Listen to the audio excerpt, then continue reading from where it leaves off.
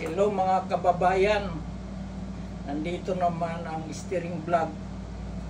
Nagbili ako nung isang araw na langka doon sa MD Market, Pinellas County, Florida. Ang halaga nito $7.20.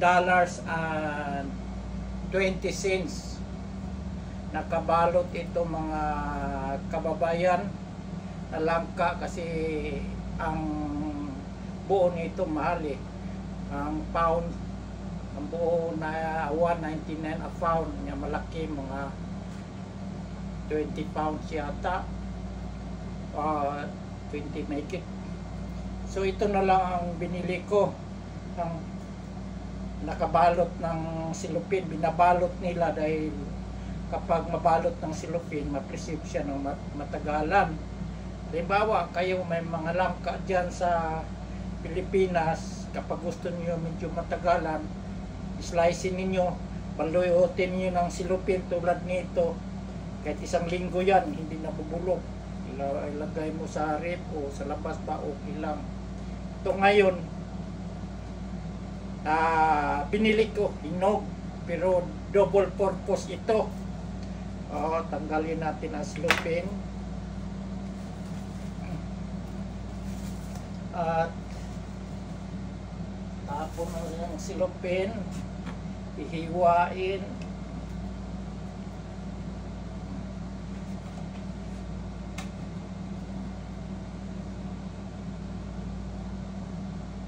So, medyo matigas itong klaseng langka at depende sa forma. Depende sa forma mga kababayan sa pagkabili mo sa langka. Pero kailangan tanggalin dito dahil double purpose ito ang gagawin natin. Kakainin natin ang hinog kasi matamis ito at gugulayin naman natin ang laman dito, itong mga ganito gugulayin natin, at dito ang hinog kakainin natin. So ilagay natin dito, hanap ako ng lalagyan.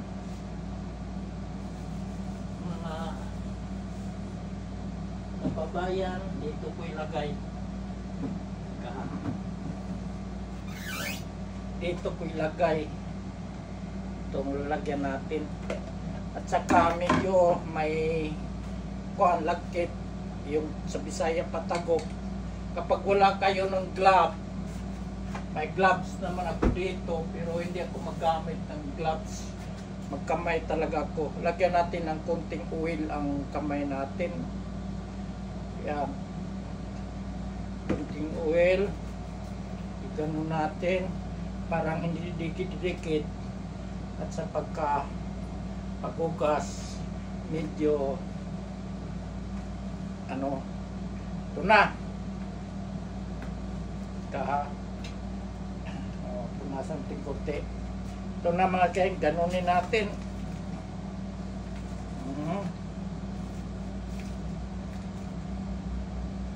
Tuwing magbili ako ng langka, ang nasasayang lang dito ang talagang balat na hindi pwedeng lutuin. Yan,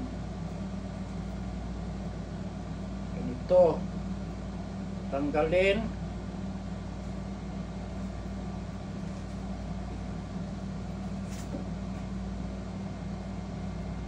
Kunin natin ang laman.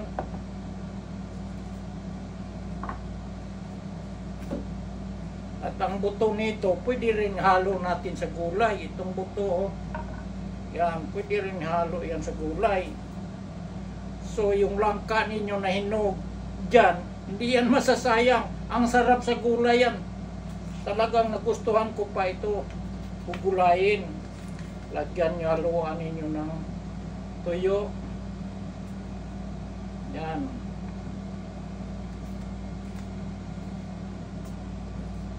Tuwing magbili ako ng langka na hinog, ginugulay ko talaga ang laman ito, yung paikot ng hinog, yung nakabalot, ito Yun sa amin sa Bisaya, carrots. Ito. Yung kuan niya. Ito. Magulay talaga yan. Sarap sa gulay. Dahil kapag magpunta kami sa mga patlak-patlak, natikman nila. Nasasarapan sila. Hindi nila alam na kuan pala. Hinog pala ang linuluto ko. Kinain ko muna yung laman. Ganito.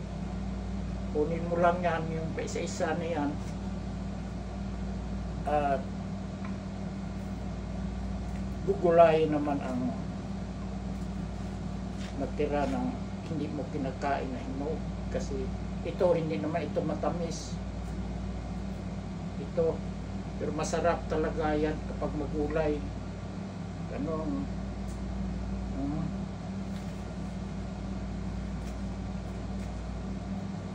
Ganito.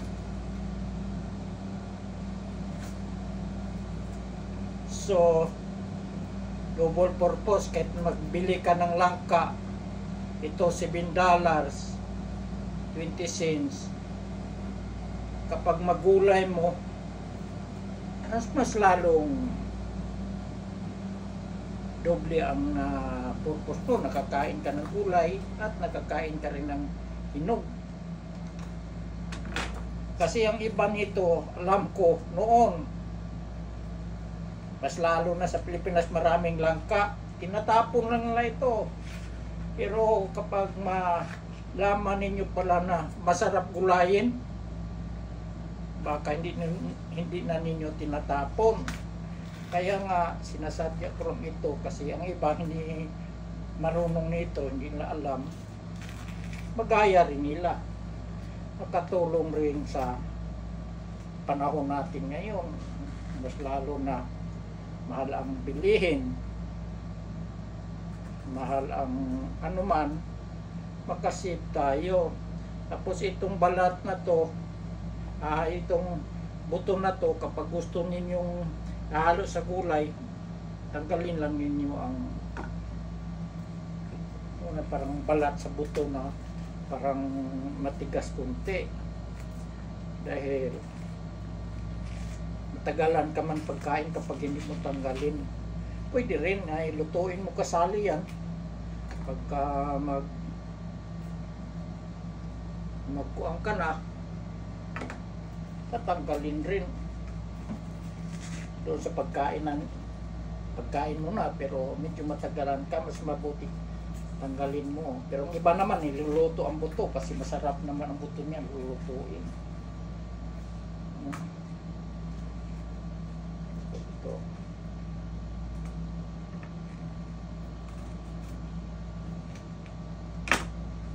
Yan. Ito. Tapos lapit na. Yan. Yan. Mga kababayan, ang hindi pa nakasubok ninyo, subukan nyo, bili kayo ng langka. Double purpose.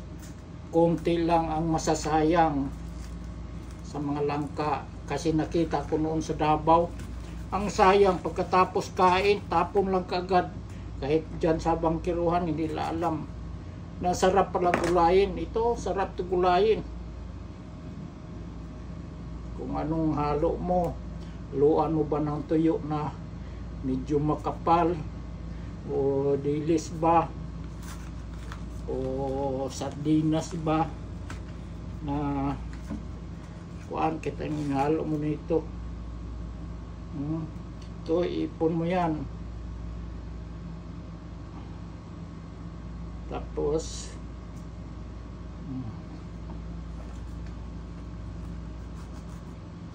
hindi ko pa ito natikman langka na to pero mukhang masarap kasi napansin ko sa pagbili ko dyan sa MD ng langka, dalawang klase na bibili ko, may medyo sobrang yelo ang kulay niya, ang hinog, may medyo naman ang iba hindi mo sobrang yelo, parang kuan, pero matamis rin, talagang matamis kasi Tulad nito.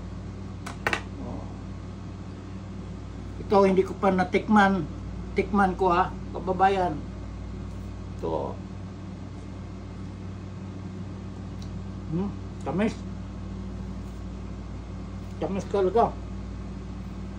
Dito. Isa pang natira.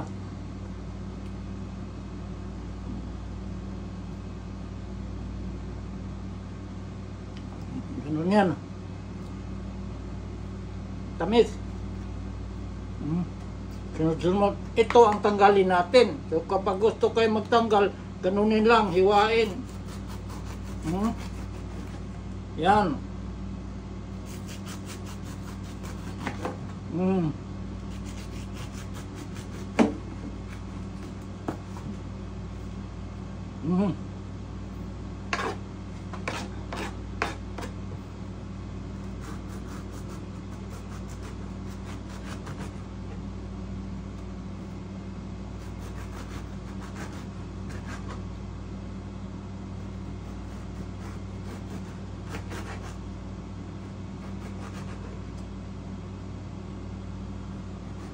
Oh, yan. Itong gugulayin mga kababayan. Lagay natin dyan. Ay, itong balat na to, wala na, garbage na to, tapon na yan.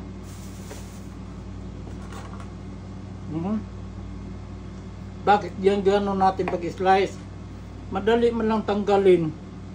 Oh. Hindi ka man mahirapan.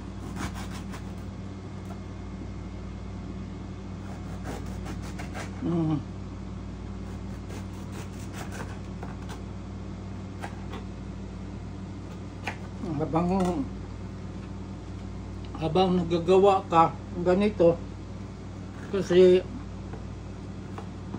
nabalatan mo na lahat, pwede rin na kakain ka rin ganun.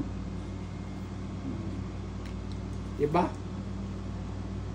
Ang sarap, tamis, double purpose, gugulayin ng kwan. Tapon ito.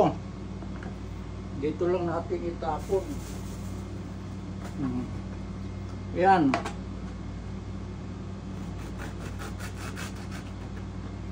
Karamihan sa langka talaga, ang kwan yan, halo niyan, gata. Gata talagang nagluluto nito. Una, lutuin mo sa tubig, pakuluan mo na malambot. Kunti lang, tamang-tama lang tubig na ilagay mo maluluto dahil dagdagan mo naman ng coconut milk. Tapos, pwedeng haluan mo kunting malunggay.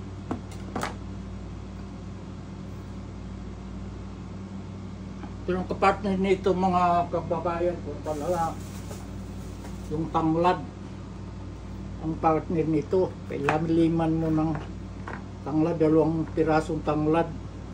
Tapos luya, pwede na yung paminta, pero ang tanglad bida nito. Lagyan mo ng ito. Lagay na yan dyan. O, yan mga kigalang. Ilutuin para panggulay, ito pangkain. Itong steering vlog. Salamat sa nanonood. Ang hindi pa naka-experience nito, subukan ninyo. Sabi mo, sarap pala gulayin.